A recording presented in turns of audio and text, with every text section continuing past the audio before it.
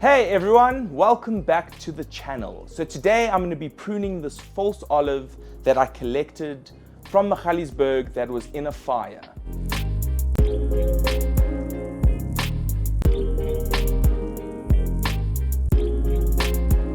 Today I'm just going to be giving this false olive a nice light prune just to get it back into shape. So I collected this tree from Magaliesberg and it was in a massive fire apparently. So it was literally just burnt down to a stump, and when something burns and goes on fire, sometimes new life will begin.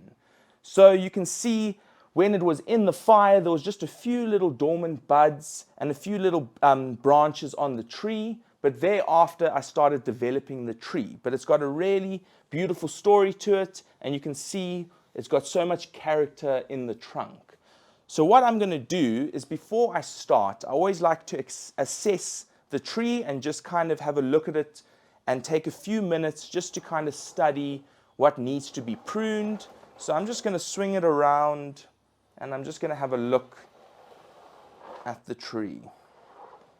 So you can see it's already got a bit of a shape, so we're not going to change it up too much today. We're just going to trim back all the healthy parts and all the healthy, big, strong branches. Cool, so I'm going to just start by trimming the few top branches. So you can see, generally speaking, you want that conical triangle shape. So you can see how these are exceeding the length of that shape. So we just want to trim them back to generally sometimes the first two nodes, or normally you can kind of tell by having with that conical shape, you know, how far the branch is growing outwards. So I'm just going to come in here and start trimming these obvious long ones all the way back.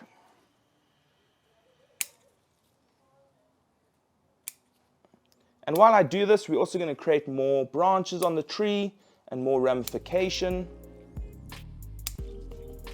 And this tree is still in development, so I'm not too worried about what I'm doing to it. I want it to be nice and bushy, but also I don't want to leave it so it gets out of shape and then it's really hard to get it back into that nice shape.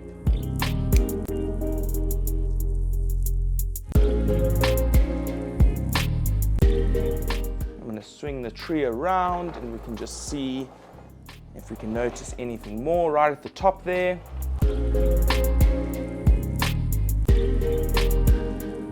So you can now see that these are exceptionally long, and these branches over here, so I'm just going to trim these back just like this. You can see this one over here, and remember, the bottom branches should always be the longest branches, and that's what creates that nice conical triangle shape on the tree.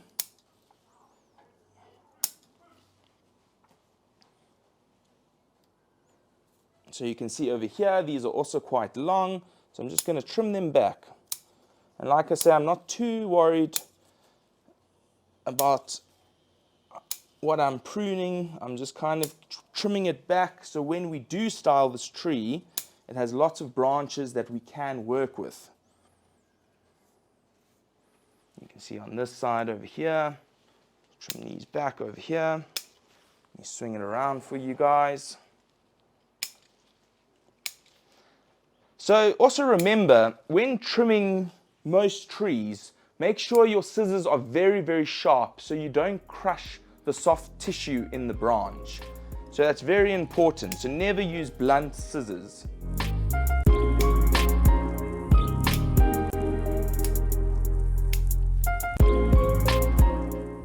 Cool, so I'm just going to start trimming these longer branches.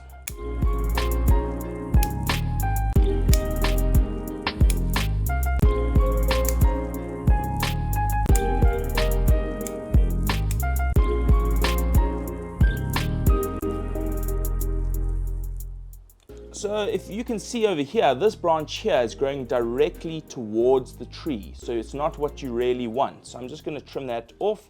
So nothing growing towards the tree. And remember, you can always remove more. So always start by removing less. And then if you want and you find that you need to take off more, then you can always go back and do that. But once you've obviously removed a branch, you can't take it back. So rather just take it slowly.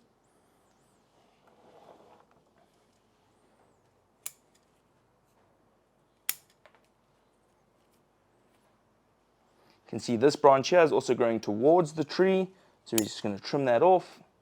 And now you can see these yellow bits of foliage. So obviously not enough sun was entering the tree, so it's yellowed off, but this is very normal. So all we want to do is just tidy those up. And if you see any yellow leaves or any leaves that have turned brown, we just want to trim those off. You can see there's a little dead branch in there. Just going to trim off all these bits of yellow foliage. So the idea is this would be the front of the tree, so we can see the nice movement and we can see that trunk nicely. But you can see over here, this branch is now crossing over that main center line. So that's not really ideal. So I'm just going to trim that off. And remember, we want all the branches to grow outwards. So I'm going to come in and trim that branch growing the wrong direction, just like that.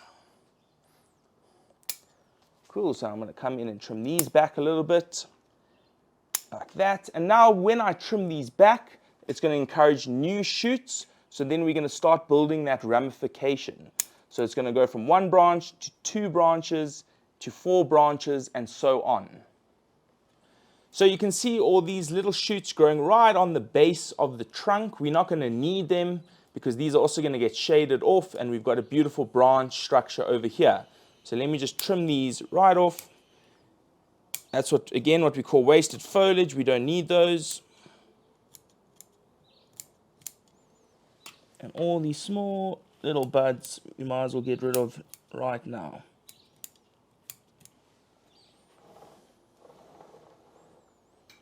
Cool, so here's another example. They're growing right on the base. We won't need them because we would use this branch, and maybe we might even remove this branch at a later stage. So I'm just going to trim off these buds growing here. You can see they're starting to get quite strong.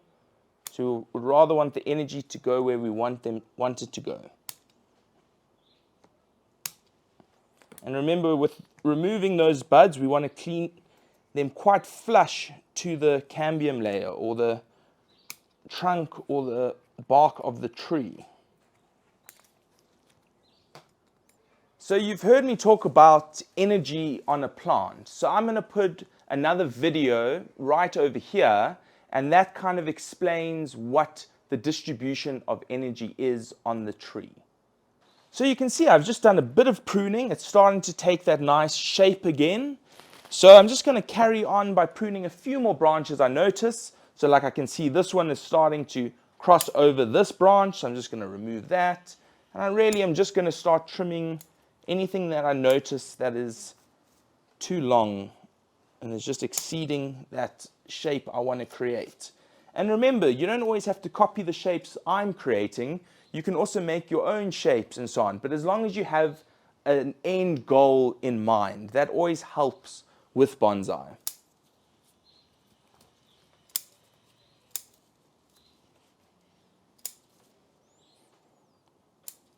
I think that is definitely one of the hardest things for beginners is, thinking about the future, because when you start out with bonsai, you're not quite sure what your tree is going to become, or, what you want your tree to become. So, looking at these YouTube videos and referring to books sometimes helps you just allow your mind to get nice ideas.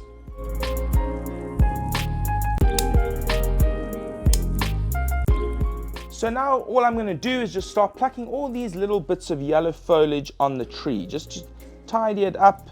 And you can see I'm just plucking them off with my fingers,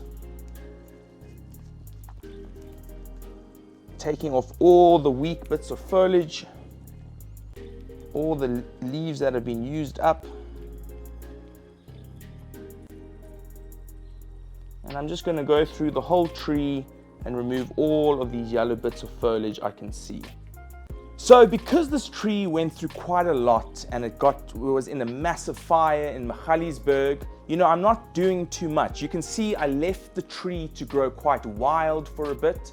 That kind of restored the energy in the tree. And now it's time to prune it back. And then in spring, it's just going to cruise and it's going to flourish. So thank you all for such a beautiful time today. I really love spending time with all of you, and I'll see you guys all next week. Please don't forget to subscribe, like, and give me a follow on Instagram.